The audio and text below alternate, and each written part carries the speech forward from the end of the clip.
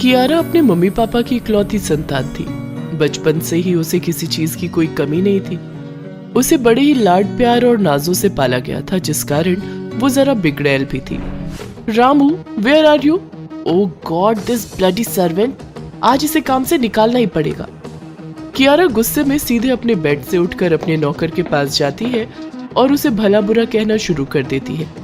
मुझे bed tea देने के टाइम पर तुम यहाँ ब्रेकफास्ट कर रहे हो। अब जो खा रहे थे वो खाने के पैसे भी जुगाड़ नहीं कर पाओगे, बिकॉज यू आर फायर्ड।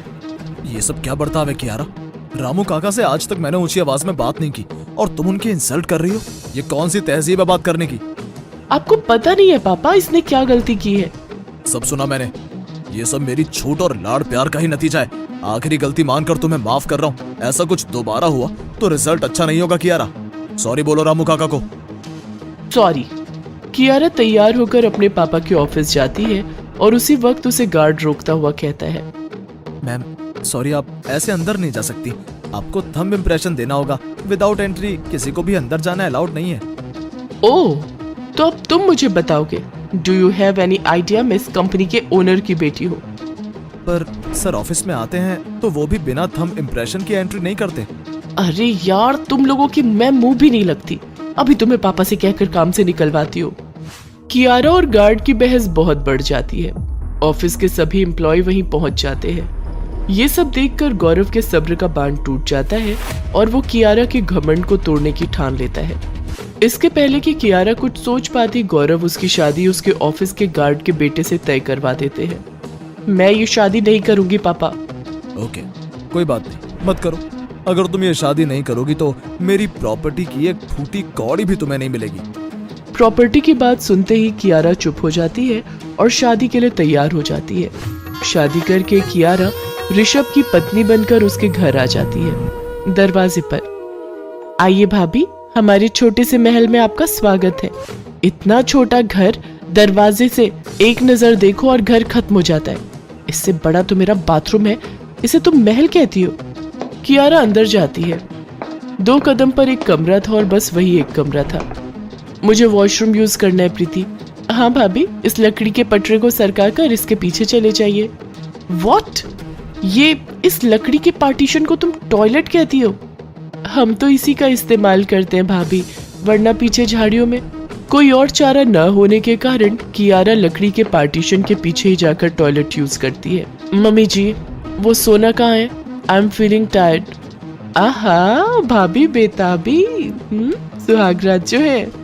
सोना कहाँ क्या, सोना यही है बहू। कोई तकलीफ नहीं होगी तुझे, हम सब यहीं सोते आए हैं। इसी एक कमरे में मैं बहू बनकर आई थी, फिर दोनों बच्चे भी यहीं हुए, कभी कोई दिक्कत नहीं हुई। व्हाट? मेरी फर्स्ट नाइट मेरे ससुराल वालों के साथ होगी? छुपाना ही क्या है बहू, सबको सब कुछ पता ही है। वैसे तेरी सुविधा के लिए बीच में एक पर्दा लगा देते हैं। तेरे ससुर जी तो नाइट ड्यूटी पर रहते हैं। मैं और प्रीति एक तरफ सो जाएंगे और तू और ऋषभ एक तरफ। ऐसी सुहागरात तो कियारा ने सपने में भी नहीं सोची होगी। पर बेचारी करती भी क्या, जैसे तैसे कियारा रात गुजार लेती है। अगली सुबह 4 बजे। वाह बहू, इतने बड़े घर से होकर भी तू सुबह 4 बजे ही उठ गई। उठी नहीं, मच्छरों ने सोने ही कहाँ दिया। क्या बहू? कुछ नहीं सासू माँ, मुझे बहुत गर्मी लग रही है। बाथरूम कहाँ है? मैं नहा लेती हूँ। कल गई थी ना तू टॉयलेट, वहीं नहा लेते हैं हम बहू।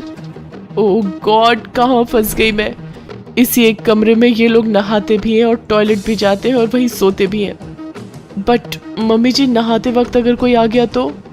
ना बहू, अगर ये लकड़ी का पट्टा सीधा हो तो सब समझ जाते हैं कि अंदर कोई गया हुआ है। हमारे यहाँ इन चीजों की कोई दिक्कत नहीं है। एक लकड़ी का पार्टीशन, एक पर्दे का पार्टीशन, आप लोग टेम्परेरी लाइफ में जीते कैसे हैं? मम्मी जी आप प्लीज बाहर ही रहिएगा, मैं नहा कर आती हूँ। कियारा नहा कर आती है कि तभी उसके ससुर जी ड्यूटी से वापस आ जाते हैं। तो आज नाश्ता बहू खिलाएगी ना? बहू की पहली रसोई है आज। मेरे घर पर तो रामू काका ये सब किया करते थे, मुझे तो कुकिंग नहीं आती। मैं हूं ना, हेल्प कर दूंगा, डोंट वरी। पर इस घर में रसोई कहाँ है? क्या वो भी इसी कमरे में कहीं है? ये कमरा है या तिजोरी, कुछ न कुछ निकले ही जा रहा है। हाँ भाभी सही समझे, बिस्तर के नीचे ही तो हम गैस को रखते हैं। रात को खाने पीने के काम होने के बाद बर्तन और चूल्हे को वापस बिस्तर के नीचे घुसा देते हैं। प्रीति की बात को सुनकर कियारा का सिर चकरा जाता है। कहाँ उसका आलीशान बंगला और कहाँ उसका एक कमरे का ससुराल। 1 हफ्ते की छुट्टी मिली है मुझे, अब मैं तुम लोगों के साथ ही समय बिता लूंगा। ऐसे ही क्या कम ये लोग कीड़े मकोड़े की तरह एक ही कमरे में बिलबिला रहे थे, जो एक और शख्स इसमें शामिल हो गया। अब हाथ में 1 हफ्ता है तो मैं सोच रहा था लड़की वालों को बुलवा लूं। प्रीति की भी उम्र हो चली है। क्या इस एक कमरे में अब लड़के वाले भी आएंगे? पापा, ये कैसा पल्ला झाड़ा आपने मुझसे। अब कहाँ जाऊं मैं? धीरे धीरे समय बीतता जाता है और कियारा खुद को उसी माहौल में ढालने लग जाती है। पर कियारा दिमाग की तो तेज थी ही, और इस तरह वो एक कमरे में रहने वाली तो थी नहीं। उसे अपनी गलती का बहुत हद तक पछतावा तो हो चुका था, पर अब उसे इस कमरे से बाहर भी तो निकलना था। कियारा अपने पापा को कॉल लगाती है और कहती है, पापा, इतनी बड़ी भी गलती नहीं कर दी थी मैंने, जो आपने मुझे इस एक कमरे के ससुराल में भेज दिया। पापा, वही नहाना वही खाना कैसे पॉसिबल है पापा? अब आप ही सोचिए, वंश भी तो आगे बढ़ाना है, पर एक ही कमरे में कैसे? बेटी, अब तुझे सबक सिखाने के चक्कर में ये तो मैंने सोचा ही नहीं। ऋषभ गार्ड भैया का बेटा नहीं, मेरा दोस्त का बेटा है, और बाकी सभी लोग पेड आर्टिस्ट। मुझे लगता है तेरे लिए इतना सबक काफी था। कियारा एक कमरे के ससुराल से निकलकर वापस से अपने लाइफस्टाइल में लौट आती है, पर अब वो भूल कर भी किसी की इंसल्ट नहीं करती।